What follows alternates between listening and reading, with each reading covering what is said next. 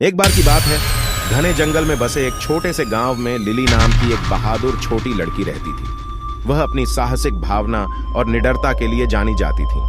गांव जंगल के किनारे स्थित एक प्रेत बाधित घर की किंवदंतियों से घिरा हुआ था, जहां भयानक शोर और अजीब घटनाओं ने ग्रामीणों को भयभीत कर दिया था।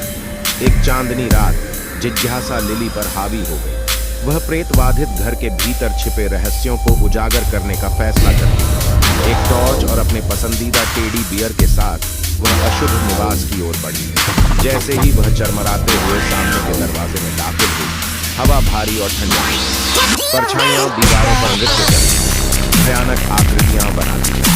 लिली का दिल धड़क उठा, लेकिन वह निडर रही। उसने ऊपरी मंजिल से आती एक मंद रोशनी का पीछा किया, सावधानी से सीढ़ियां चढ़ते।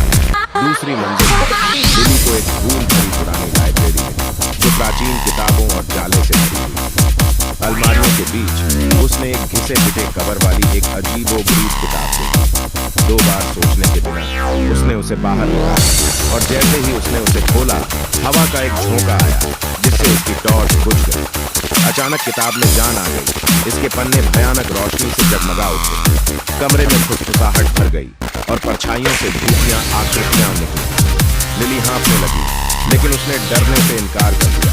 अपने साहस को बुलाते हुए लिली आत्माओं का सामना करती है, यह जानने की मांग करती है कि उन्होंने घर को क्यों प्रेतबाधित किया।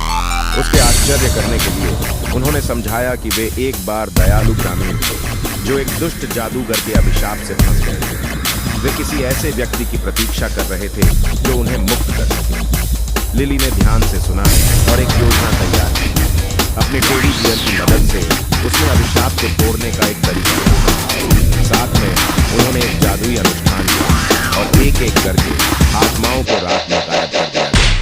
जैसे ही अंतिम आत्मा गायब हो गई, घर शांत और आनंदित हो गया। लिली की बहादुरी ने न केवल आत्माओं को मुक्त कर दिया था, बल्कि प्रेत बाधित घर के अंधेरे को भी साफ कर दिया।